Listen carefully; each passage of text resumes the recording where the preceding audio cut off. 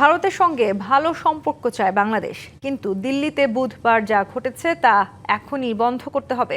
ভারতকেই সিদ্ধান্ত নিতে হবে তারা সুসম্পর্ক চায় কি না।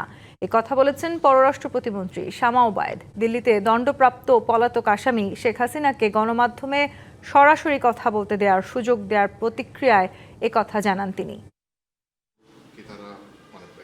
দিল্লিতে শেখ হাসিনার বক্তব্য প্রচার নিয়ে বুধবার রাতেই কড়া ভাষায় বিবৃতি দেয় পররাষ্ট্র মন্ত্রণালয়। বাংলাদেশ ভারতের যে সম্পর্ক কিছুটা স্বাভাবিক হবার ইঙ্গিত পাওয়া যাচ্ছিল, তা কি আবার তলানিতে গিয়ে ঠেকছে, এমন প্রশ্ন ছিল পররাষ্ট্র প্রতিমন্ত্রীর কাছে।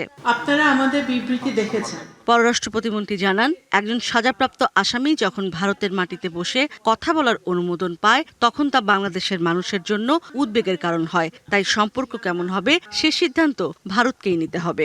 ভারত আর বাংলাদেশের সম্পর্ক উন্নত হোক, সেটা আমি বিশ্বাস করি যে দুই দেশের সরকার, দুই দেশের জনগণ সেটা চায়। ভারতের অবস্থান পরিষ্কার করতে হবে যে বাংলাদেশের সাথে তাদের সম্পর্ক তারা কিরকম চায়।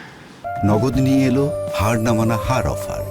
সর্বনিম্ন 10,000 টাকা রেমিটেন্স নগদে পাঠালে থাকছে স্বর্ণের হার জেতার সুযোগ। একজন সাজাপ্রাপ্ত আসামি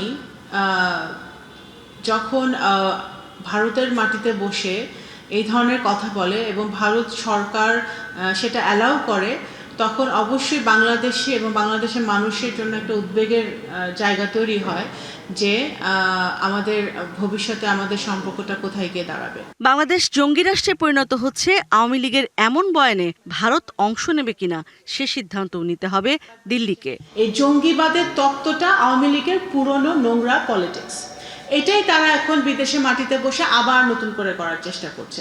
সেটা এখন ভারত অ্যালাউ করবে কি করবে না, আবারও আমি বলতে চাই, আই রিপিট, সেটা ভারত সরকারকে সিদ্ধান্ত নিতে হবে। এদিকে বাংলাদেশ ব্রিক্স সম্মেলনে অংশ নেবে কিনা এমন প্রশ্নে শামা ওবায়দ বলেন, বিষয়টি প্রধানমন্ত্রীর ব্যস্ততার উপর নির্ভর করবে। এখনো চূড়ান্ত কোনো সিদ্ধান্ত হয়নি। ব্রিক্স একটা মাল্টিল্যাটারাল বডি, যেখানে বাংলাদেশ একটা অবশ্যই একটা অংশগ্রহণ, একটা মাল্টিল্যাটারাল বডিতে অংশগ্রহণ করতে আগ্রহী। সেই হিসেবে মাননীয় প্রধানমন্ত্রী সেটা অংশগ্রহণ করবে কিনা সেটা ওনার ব্যস্ততা, ওনার সময় এবং ওনার সময় উনি বলে দিবেন। ইশরাত জাহান উর্মি, ডিবিসি নিউজ, ঢাকা।